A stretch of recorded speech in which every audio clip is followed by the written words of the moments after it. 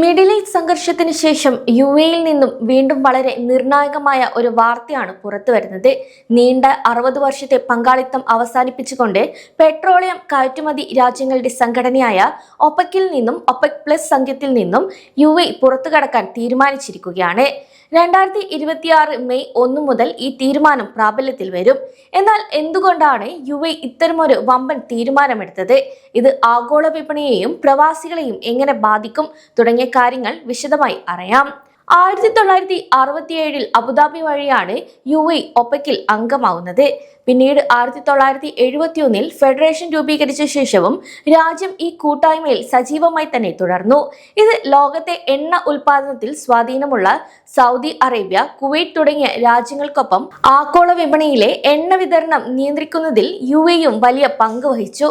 എന്നാൽ ഇതെല്ലാം ഉപേക്ഷിച്ചുകൊണ്ട് ഇപ്പോൾ രാജ്യം സ്വന്തമായൊരു പാത തിരഞ്ഞെടുക്കാൻ തീരുമാനിച്ചിരിക്കുകയാണ്. എന്നാൽ യുഎഇയുടെ ഈ നീക്കത്തിന് പിന്നിൽ വ്യക്തമായ ചില കാരണങ്ങളുണ്ടെന്ന് ഊർജ്ജ മന്ത്രി സുഹൈൽ മുഹമ്മദ് അൽ മസ്റൂയി വ്യക്തമാക്കിയിട്ടുണ്ട്. അതായത് രാജ്യം വരും വർഷങ്ങളിൽ തങ്ങളുടെ എണ്ണ ഉൽപാദന ശേഷി വൻതോതിൽ വർദ്ധിപ്പിക്കാനുള്ള ഒരു തീരുമാനത്തിലാണ്. നിലവിൽ പ്രതിദിനം 3.4 ദശലക്ഷം ബാരൽ ഉൽപ്പാദിപ്പിക്കുന്നത് 2027 ആകുമ്പോഴേക്കും 5 ദശലക്ഷം ബാരലായി ഉയർത്താനാണ് ലക്ഷ്യം. ഒപെക്കിൽ തുടരുമ്പോൾ സംഘടന തീരുമാനിക്കുന്ന ക്വാട്ട അല്ലെങ്കിൽ നിയന്ത്രണങ്ങൾ പാലിച്ചു മാത്രമേ എണ്ണ ഉൽപ്പാദിപ്പിക്കാൻ സാധിക്കുകയുള്ളൂ. ഈ നിയന്ത്രണങ്ങൾ മാറുന്നതോടെ വിപണിയിലെ ആവശ്യകത അനുസരിച്ച് കൂടുതൽ എണ്ണ സ്വതന്ത്രമായി ഉൽപ്പാദിപ്പിക്കാനും വിൽക്കാനും യുഎഇക്ക് സാധിക്കുമെന്നും വ്യക്തമാക്കുന്നു. ഇത് രാജ്യത്തിന്റെ സാമ്പത്തിക വളർച്ചയ്ക്കും ഊർജ്ജ തന്ത്രങ്ങൾക്കും വലിയൊരു കരുത്താണ് പകരുന്നത്. അതേസമയം വിദഗ്ധരുടെ അഭിപ്രായത്തിൽ യുഎഇയുടെ ഈ തീരുമാനം വളരെ കൃത്യമായ സമയത്താണ് നടന്നതെന്ന് പറയുന്നു.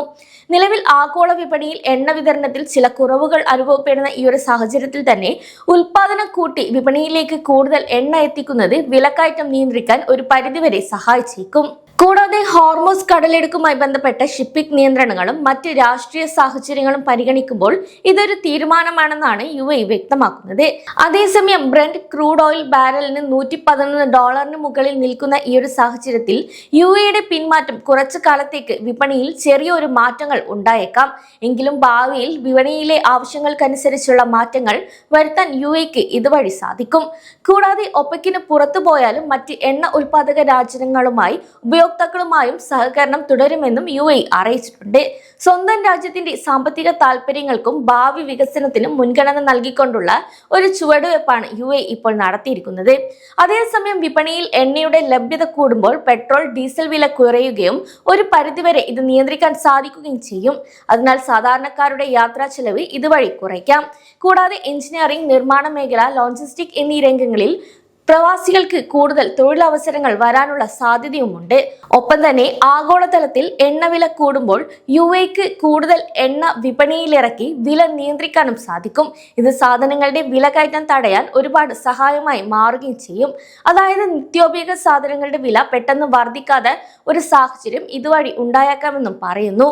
കൂടാതെ ഊർജ്ജ മേഖലയിൽ യുഎഇ വലിയ നിക്ഷേപങ്ങൾ നടത്താൻ പോവുകയാണ്. ഇത് ബിസിനസ് ചെയ്യുന്ന പ്രവാസികൾക്കും ഈ മേഖലയുമായി ബന്ധപ്പെട്ട് പ്രവർത്തിക്കുന്ന ചെറുകിട സ്ഥാപനങ്ങൾക്കും വലിയ ബിസിനസ് അവസരങ്ങളാണ് തുറക്കാൻ പോകുന്നതും.